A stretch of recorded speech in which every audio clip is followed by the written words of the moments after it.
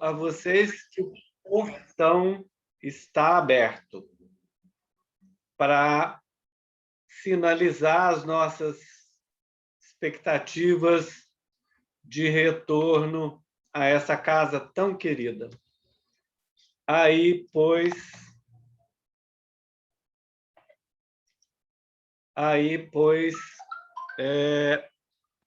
a comemoração de 79 anos da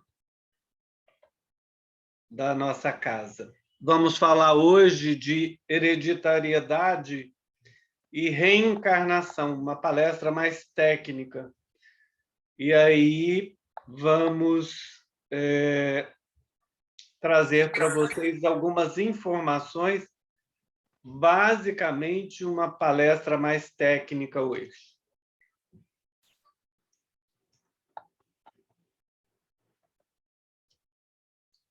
Vamos utilizar esse roteiro, uma filosofia, vamos falar algumas generalidades, vamos trazer alguns conceitos, vamos falar de genética, espiritismo, reencarnação e uma conclusão. Filosofia, uma frase para nos orientar hoje nesse estudo, basicamente, relacionando a parte técnica com a religiosa. E aí, André Luiz, isso está em Missionários da Luz, na página 213. Ele traz para a gente essa informação. Somente o mal está condenado à destruição e apenas o erro necessita laboriosos processos de retificação. Sabemos que a palavra destruição e condenado é uma figura de linguagem para reforçar. Sabemos que Deus não condena e não destrói nada, mas sinalizando aí, André Luiz, no processo de que o mal, um dia, estará ausente de todos nós, é lógico que em planetas mais elevados. E que apenas o erro,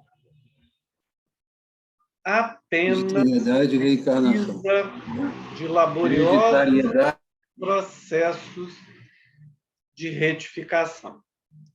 Vamos, então, ao estudo de hoje, algumas generalidades em relação ao estudo. André Luiz, que vai ser bastante citado, porque eu usei Missionários da Luz como referência, lá no capítulo 13, fala de reencarnação, ele diz essa informação aí.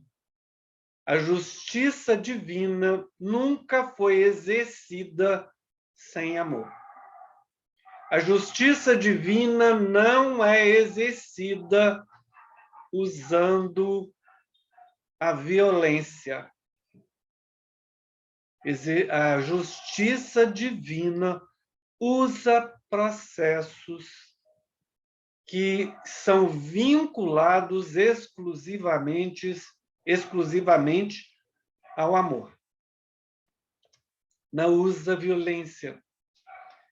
André Luiz, também em Missionários da Luz, na página 201, ele fala em reencarnação, ele fala que existem as fecundações físicas e existem as fecundações espirituais.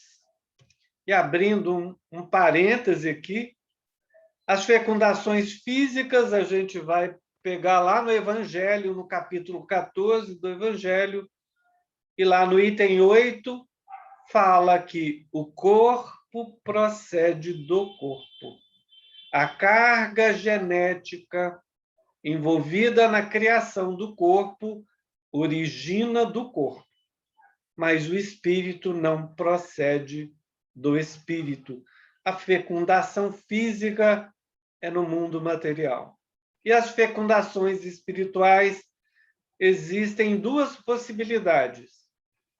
A primeira delas é que podem ser espíritos afins, eles estão no mesmo patamar evolutivo ou muito parecido, eles são simpáticos entre si e em que é permitida a reencarnação uns perto dos outros, sob o mesmo ambiente doméstico, para tarefas pré-determinadas, onde o objetivo é a evolução daqueles seres envolvidos.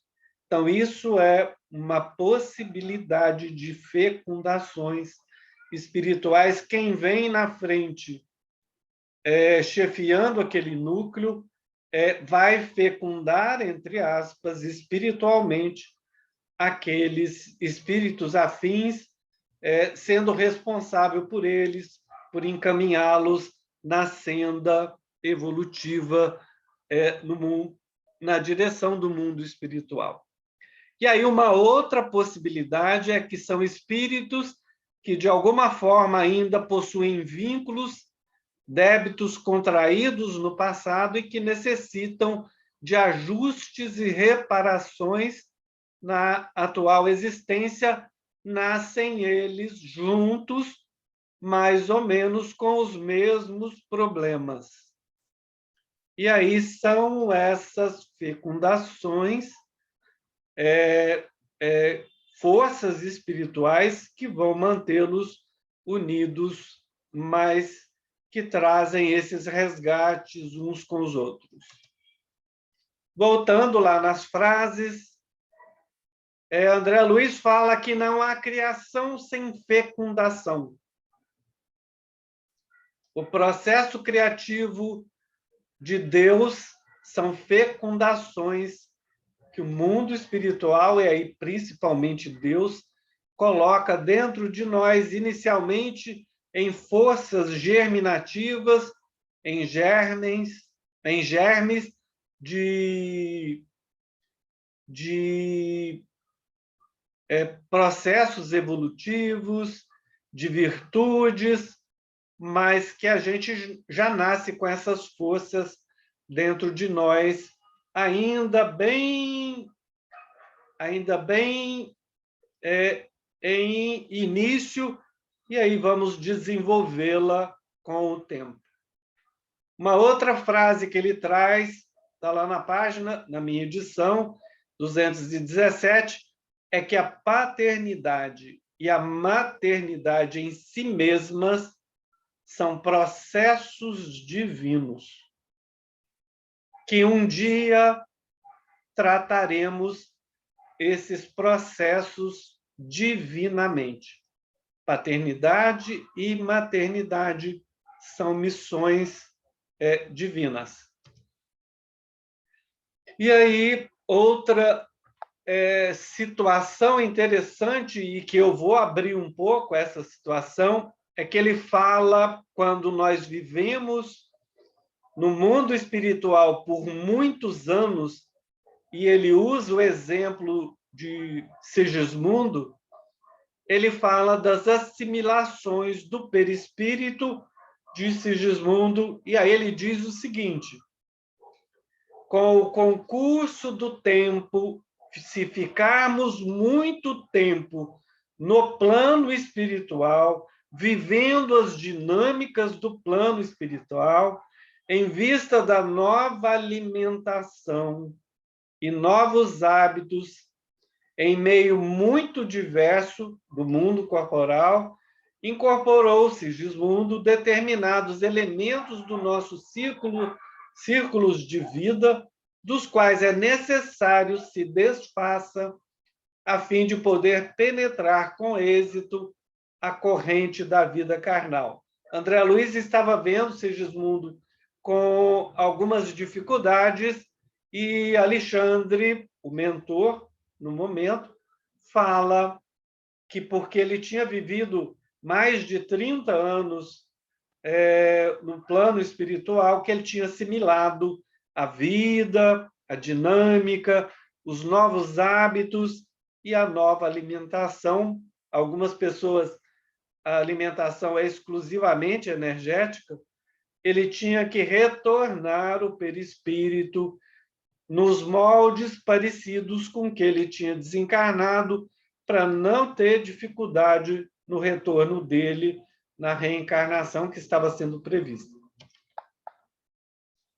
Outra frase do André Luiz é que ele fala que a consolidação da reencarnação é patenteada por volta dos 7 anos. Existe um espírito que fica responsável por essa consolidação da encarnação, não é o anjo da guarda, não é o anjo guardião, é um outro espírito que é um técnico da encarnação, do Ministério da Encarnação, que vai ficar responsável pela consolidação da reencarnação do espírito. Depois dos 7 anos, é como se ele fosse liberado, e aí ele vai ter a vida dele já definitiva, patenteada aqui na Terra, seguindo a programação espiritual que ele fez. Outra coisa que ele traz para a gente interessante é que ele fala da herança genética dos recém-nascidos, e aí coloca que ela vem dos pais. Então, a herança genética dos recém-nascidos em relação à hereditariedade, ela tem origem nos gametas do sexo feminino, da mãe, e do sexo masculino, do pai. Uma outra coisa interessante que ele coloca lá na página 223 é que o homem do futuro, bem lá do futuro, tratará as células como companheiras de evolução. Olha que interessante isso, né? O homem lá do futuro, integrado já todo com sentimento voltado para a divindade, já tendo conhecimento das coisas, já tendo um processo evolutivo bem elevado, ele vai se associar às células do seu corpo físico como companheiras de evolução. Vai referenciar o seu corpo como o templo divino que possibilitou a patenteação da encarnação dele em vários milhares de encarnações em todos os níveis. E aí também, lá em Missionários da Luz, ele traz os objetivos da encarnação, e aí, falando de todos, é o bem e a ascensão espiritual. Isso está na página 228 do capítulo 13. E aí finaliza que toda alma que reencarna na Terra, mesmo as que estão em situações desesperadoras, tem recursos para melhorar sempre. Não somos isolados e sozinhos, mesmo que a gente não consiga viver junto com as pessoas, mesmo que a gente não tenha as tendências de viver como ser gregário em comunidade, mesmo esses que vivem isolados por decisões próprias, e mesmo os que estão em situações desesperadoras, têm recursos divinos à disposição nossa sempre que a gente necessitar. Então, todos nós que reencarnamos, mesmo aqueles que estão em situações dificílimas, nós temos recursos da providência divina, e isso é sempre. Outra generalidade, e aí Khalil Gibran, que viveu no século XIX, nasceu perto de 1800 e faleceu no século XX, 1930, por aí, ele tem um poema que chama Os Filhos. E aí ele fala sobre os nossos filhos. Vossos filhos não são vossos filhos. São filhos e filhas da ânsia da vida por si mesma. Eu acho que seria bonitinho se essa vida fosse com V maiúsculo. Mas lá está com minúsculo e eu mantive. São filhos e filhas da ânsia da vida, vêm através de vós, mas não de vós. E, embora vivam convosco, não vos pertencem. Podeis outorgar-lhes vosso amor, mas não vossos pensamentos, porque eles têm seus próprios pensamentos. Podeis abrigar seus corpos, mas não suas almas. E aí ele finaliza com essas outras colocações. Quem quiser, pega depois lá o Profeta, está no livro O Profeta. Nossos filhos. Alguns conceitos que a gente precisa, falando de hereditariedade e reencarnação, a gente precisa de alguns conceitos. O que é hereditariedade? É a transmissão dos caracteres físicos e aí ou morais de uma pessoa aos seus descendentes.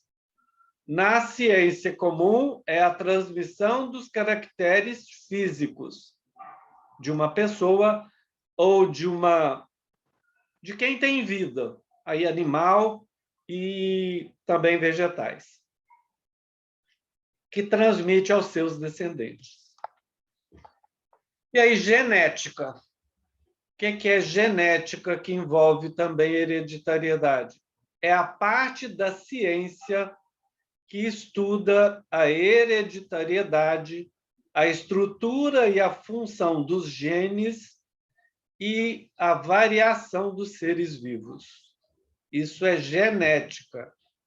Hereditariedade é uma parte da ciência, mas que está dentro da genética. Uma outra citação de genética é que, no sentido mais amplo, é o ramo da ciência que estuda a transmissão de características entre seres com algum grau de parentesco, de hereditariedade. Outro conceito é embriologia. O que é embriologia? Realiza o estudo de todo o processo de desenvolvimento dos embriões, da fecundação à formação dos seres vivos. Isso está no dicionário Aurélio, século XX. Continuando conceitos. André Luiz, Alexandre fala de uma situação para André Luiz em relação à hereditariedade, e aí ele pergunta sobre e a lei da hereditariedade fisiológica. Ele pergunta ao Alexandre. E Alexandre responde desta maneira: funciona com inalienável domínio sobre todos os seres em evolução. É uma lei física, fisiológica, que expressa-se no mundo material. Então, funciona com inalienável domínio sobre todos os seres em evolução, mas sofre naturalmente a influência de todos aqueles que alcançam qualidades superiores ao ambiente geral. Além do mais, quando o interessado no processo reencarnatório, o interessado em experiências novas no plano da crosta é merecedor de serviços intercessórios, as forças mais elevadas podem imprimir certas modificações à matéria, desde as atividades embriológicas, determinando alterações favoráveis ao trabalho de redenção. Mesmo que são leis de domínio inalienável na carne, elas podem sofrer influências de espíritos superiores que detêm conhecimento em relação ao ambiente geral. Então, quando ao interessado necessita de alguma experiência, podem ser modificadas as condições da encarnação, e aí ele sofre interferência favorável àquilo que ele pediu ou àquilo que tem que ser colocado no processo de reencarnação dele. Isso é Missionários da Luz, está lá no capítulo 12, na página 161. Agora, em relação à doutrina espírita, o que é que a gente pode ver em relação à doutrina espírita em questões que têm objetivo a hereditariedade? Lá no Evangelho tem uma coisa interessante no capítulo 14, no honrai vosso pai e a vossa mãe, o item 8 fala isso. Os laços de sangue não criam forçosamente os liames, os laços entre os espíritos. O corpo procede do corpo. As características hereditárias do corpo procedem do corpo, mas o espírito não procede do espírito. Lembrando o Khalil Gibran, nossos filhos não são nossos filhos, vêm por nós, mas não são nossos filhos. Então, o espírito não procede do espírito, porquanto o espírito já existia antes da formação do corpo. Não é o pai quem cria o espírito de seu filho, mas ele não faz do que lhe fornecer apenas o envoltório corpóreo, o corpo físico, para que ele possa nascer aqui no mundo terrestre, cumprindo-lhe, no entanto, auxiliar o desenvolvimento intelectual e moral do filho para fazê-lo progredir. Lá no Missionários da Luz, André Luiz, no item reencarnação, fala isso aí, ó, sobre hereditariedade, a modelagem fetal e o desenvolvimento do embrião obedecem a leis físicas naturais, qual ocorre na organização das formas em outros reinos da natureza, reino vegetal também, reino animal também, em outros reinos da natureza. Mas, em todos esses fenômenos, os ascendentes de cooperação espiritual coexistem com as leis de acordo com os planos de evolução ou resgate. Aqueles que não têm organização espiritual para poder interferir, pedir, fazer algum estágio no mundo espiritual para crescimento, eles renascem imediatamente. E essas interferências dos espíritos, elas ficam muito pouco acanhadas em relação às programações espirituais. Alguns são encaminhados, eles falecem, como eles não conseguem aproveitar nada no plano espiritual, são encaminhados para encarnações, às vezes que não estava nem nos planos do mundo espiritual, mas eles conseguem encaminhá-los porque ele vai aproveitar mais nascendo aqui no mundo espiritual do que no mundo material, do que no mundo espiritual. Aqueles que são muito evoluídos, as programações para o retorno deles são muito interessantes e, às vezes, a programação é toda da pessoa se ela é muito evoluída, é toda do espírito. Se ele é muito evoluído, ela pode fazer essa programação. Mas a modelagem fetal, o desenvolvimento do embrião, tem leis físicas naturais. Lá no Livro dos Espíritos, na pergunta 356, a gente tem isso aí. essa pergunta que Kardec faz aos espíritos da codificação. Entre os natimortos, alguns haverá que não tenham sido destinados à encarnação de espíritos. Entre aqueles que nascem mortos, poderá ter algum que não tenha tido espírito designado para ele?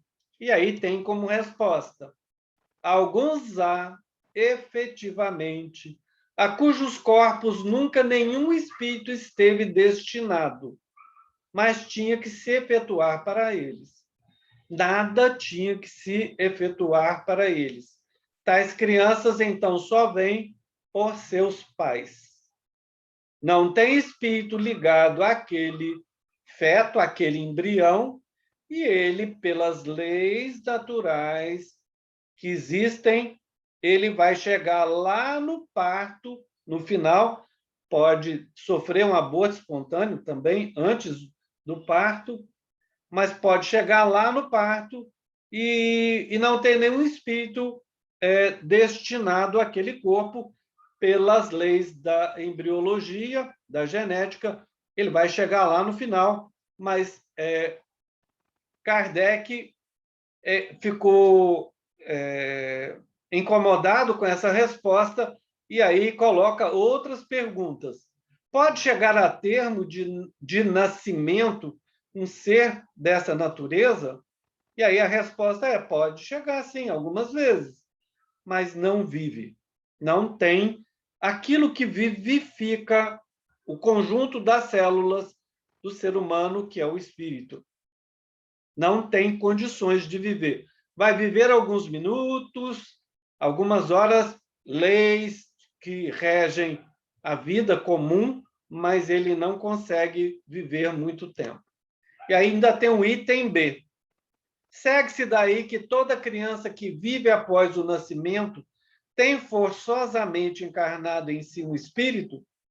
Que seria dela se assim não acontecesse? Não seria um ser humano. É a resposta que ele recebe, Kardec recebe. Isso é lá da parte 2ª do capítulo 7 do Livro dos Espíritos.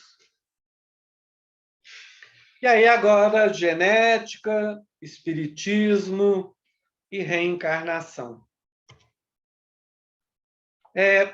Em assuntos de genética, espiritismo e reencarnação, quando nós vamos fazer interpolações entre essas 3 interfaces, a gente não pode esquecer. Então, não podemos esquecer, nesses assuntos que nós vamos falar, que existe uma lei que é a lei de ação e reação, e que ela é uma lei cruzada. Eu não vivo sozinho para receber alguma determinação da lei de ação e reação, isso é sempre com outra pessoa. Então, minha dívida é com outra pessoa. Então, a lei de ação e reação ela é cruzada. Existem envolvimentos de outras pessoas, de pais, de famílias, etc. Ela é cruzada. Não podemos esquecer livre-arbítrio. Não podemos esquecer. Não podemos esquecer das probabilidades. O pai ficar pobre, a família ser atingida por alguma coisa. Então, tem várias probabilidades que a gente não detém. Isso aí, a gente tem que lembrar, né, nesses aspectos, quando a gente vai olhar para a genética, para a reencarnação e para o espiritismo, a gente tem que ter em mente isso. E aí, num processo de reencarnação, a gente tem 2 grandes lotes de possibilidades. A lei de ação e reação é um grande mecanismo da reencarnação. Não tem na codificação espírita kardeciana a palavra karma, mas comumente a gente usa nesse processo o karma que está envolvido. E outro aspecto é quando solicitamos alguma possibilidade de encarnação para a evolução ou para a educação daquele espírito, vou testar se eu estou já resolvido em algum aspecto. Então, isso visa você aprender alguns aspectos na encarnação e também missionário como processo evolutivo. Isso geralmente é um pedido. A lei que impacta, a lei de ação e reação no perispírito, mas é num aspecto, no corpo mental inferior, é uma parte do perispírito, e naquele que é do processo de evolução e educação, o corpo astral como um todo é que vai ser preparado para aquela encarnação. E aí, existem algumas interferências. O corpo mental vai interferir no corpo astral, que ele é uma hierarquia inferior. O corpo astral daquele espírito vai interferir no corpo etérico, vai ter situações de influenciar o corpo etérico, e o corpo etérico vai transferir para o corpo físico as programações para aquela reencarnação. Então, isso é um aspecto que a gente tem que pensar nessa sequência de interferências de níveis superiores para níveis inferiores do perispírito para o corpo físico. Nos processos de resgates para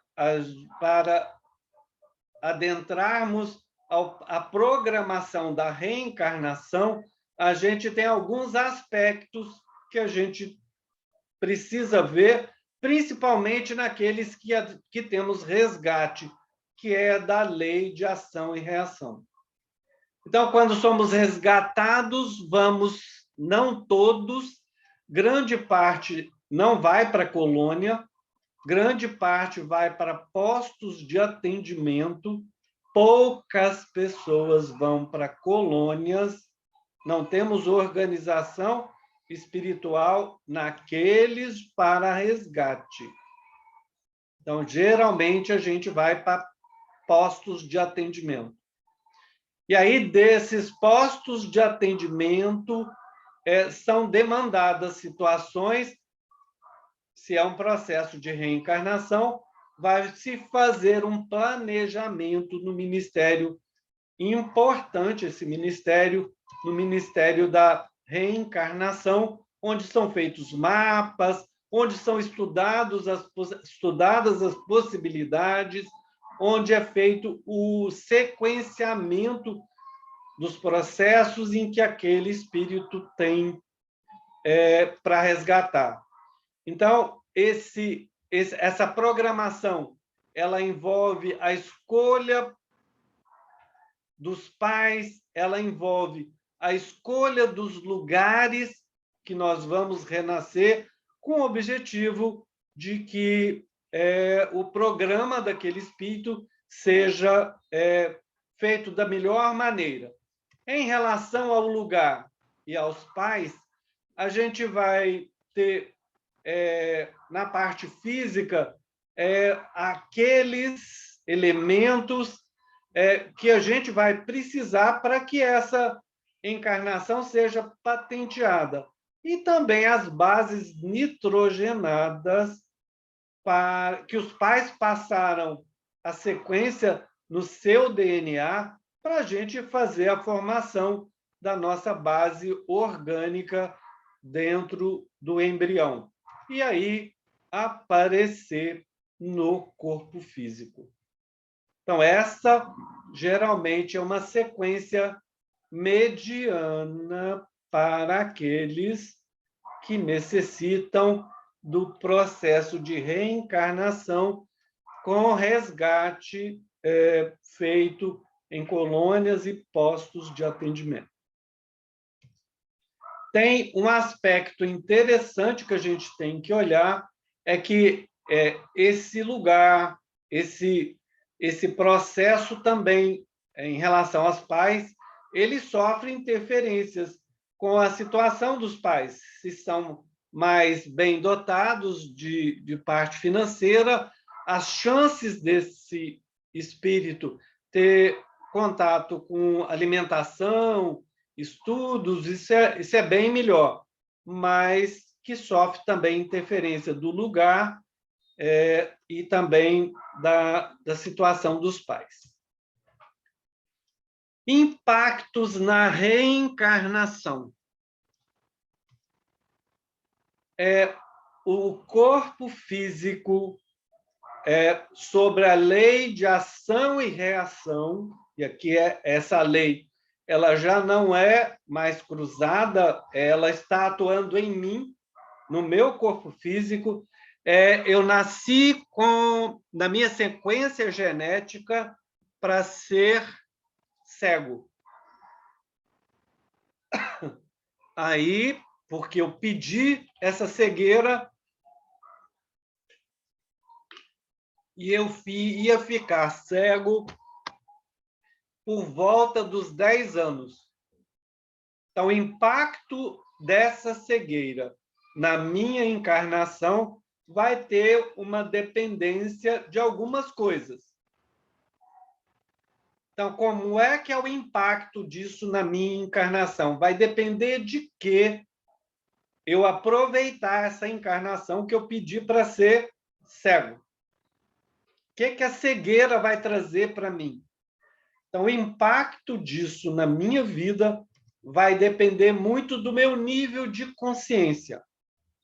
Se eu tiver a consciência já mais desperta para o plano espiritual, se eu já tiver uma consciência mais desperta para a divindade, para Deus, se eu já sou mais consciente como espírito, eu vou ter muito mais aceitação dessa doença, porque eu sei que eu não fiz nada de mal nessa, mas que se Deus colocou isso no meu caminho, aceitando a doença, isso vai ter um impacto benéfico para mim nessa presente encarnação. Provavelmente, se eu aceitá-la de forma plena, provavelmente já não volto mais cego na próxima. Ao contrário, se o processo for de não aceitação, provavelmente isso terá impacto em outras encarnações e com grandes chances de se nascer de novo com a deficiência que eu havia pedido. Outra coisa que tem um impacto interessante é o merecimento daquela pessoa quanto à situação.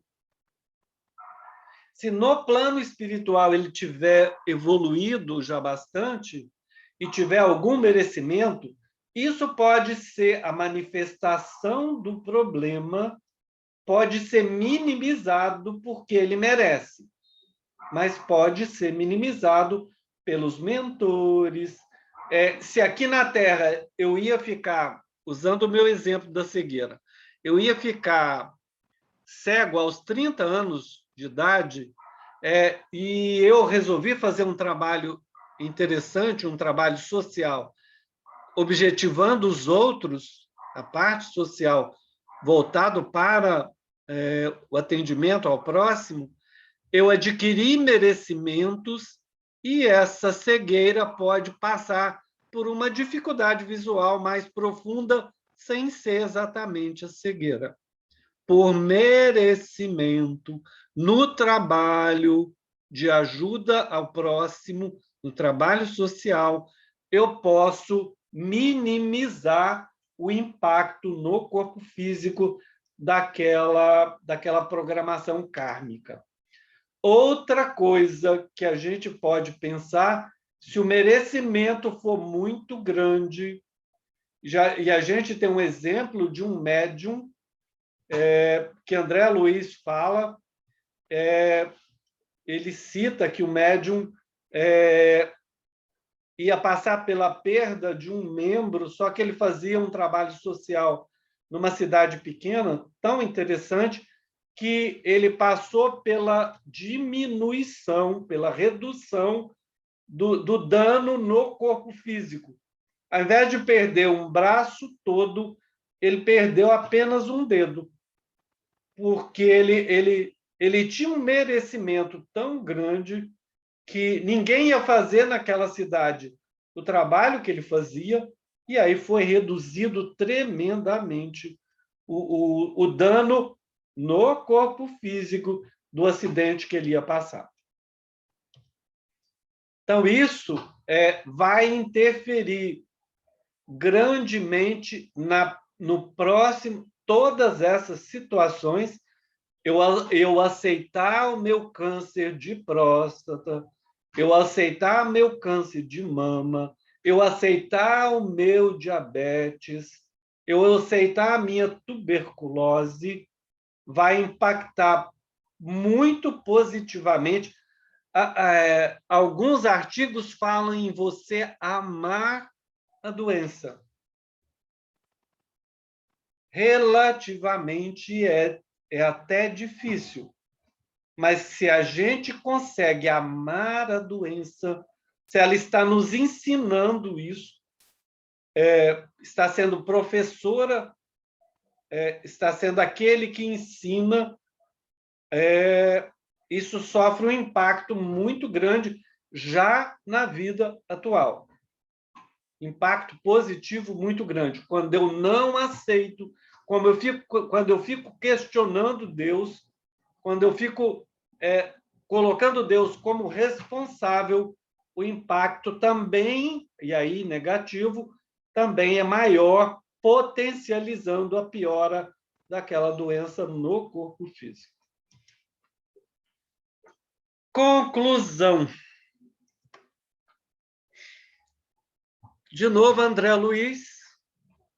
E André Luiz faz uma pergunta a Alexandre quanto à encarnação de Segismundo, e aí ele diz assim: o que vimos, porém, com Segismundo, perguntei, é regra geral para todos os casos aquela programação tão intensa, horas e horas gastas por eles, pela equipe do Ministério da Encarnação e da Reencarnação, e também dos técnicos que vieram colocar o Segismundo ligado ao ovo que tinha sido fecundado. Alexandre escolhe o espermatozoide que ia fecundar o óvulo, o espermatozoide mais apto para as características do corpo de Segismundo. Ele foi escolhido entre milhões de espermatozoides. E Alexandre energiza mentalmente, através de prece, aquele espermatozoide, e ele chega na frente e fecunda o óvulo.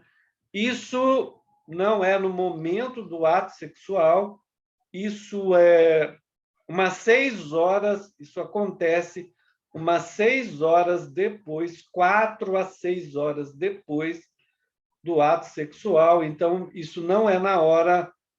O ato sexual dentro dos casais mais equilibrados é um momento inviolável.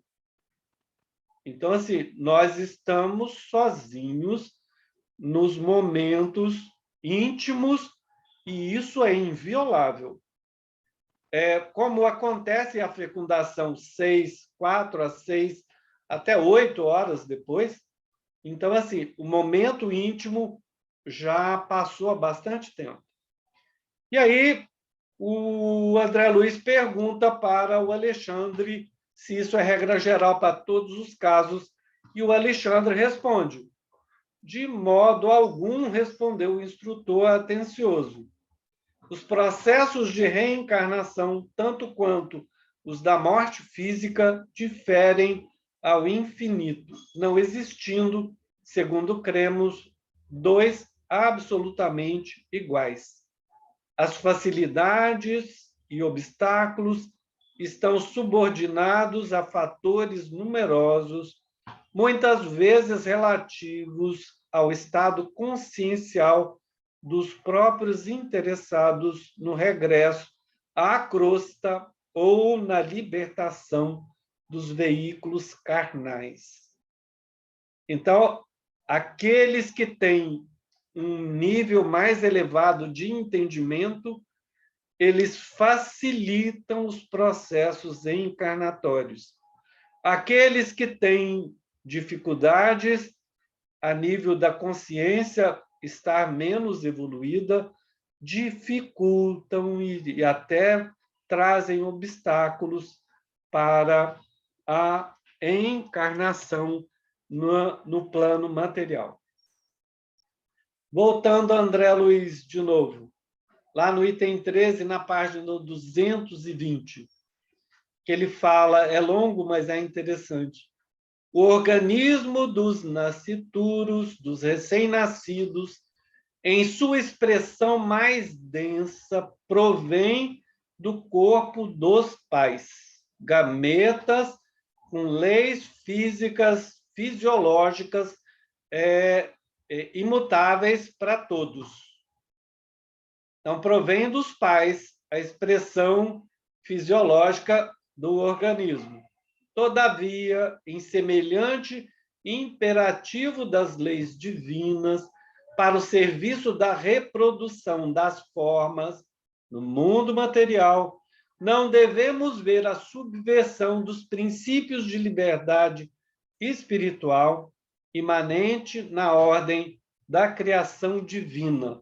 Então, a reprodução, ela pode sofrer interferência do mundo espiritual e a gente não deve ver nisso uma subversão dos princípios da liberdade espiritual. Por isso mesmo, a criatura terrena herda tendências e não qualidades. Não temos como transmitir qualidades para os nossos filhos.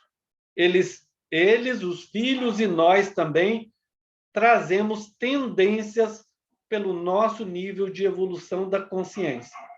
Então, as tendências cercam o homem que renasce desde os primeiros dias de luta, não só pelo seu corpo transitório, mas também no ambiente geral a que foi chamado a viver, aprimorando-se. As segundas, as qualidades, resultam do labor individual da alma encarnada na defesa, educação e aperfeiçoamento de si mesma nos círculos benditos da experiência. Então, as qualidades eu trago de encarnações das minhas vivências interiores através da minha consciência. As tendências da criatura são a minha evolução espiritual. E aí, algumas colocações que a Joana de Ângeles faz. O espírito é definido pelo conjunto total das faculdades intelectuais. Sou definido pela elevação intelectual, pelo muito que eu sei, pelo muito que eu conheço, são as qualidades totais das faculdades intelectuais que eu sou. Esse sou o espírito Ricardo. Ele é frequentemente considerado como o princípio ou a essência da vida corpórea, o espírito que a gente definiu. E aí, o perispírito modela o organismo de que o espírito tem necessidade. É modelo, não é forma. O perispírito modela o organismo de que o espírito tem necessidade, encontrando o processo de reencarnação nos genes e cromossomos, as matizes fixadoras das necessidades da reparação da criatura. Então, lá nos genes e nos cromossomas trazemos as energias, as matizes que fixamos para a necessidade de reparação daquele, se eu for evoluído, eu escolhi aquela situação, se eu não for tão evoluído, escolheram para mim. Dessa forma, cada ser em desenvolvimento da Terra possui o corpo que lhe é necessário para evolução. Isso é a Joana em autodescobrimento pelo Divaldo. E aí, finalizando com essa imagem de Jesus cuidando daqueles que estavam lá em Jerusalém, no Monte das Oliveiras. E aí, boa noite a todos. Paz, muita paz. Muita tranquilidade para vocês. Encarnamos e desencarnamos, temos leis físicas, fisiológicas, mas que o plano espiritual pode interferir conosco, nos dá sustentação conforme a necessidade que encarnamos. A palavra é de vocês, é sua, Eduardo, e agradeço muito a todos. Obrigado, Ricardo.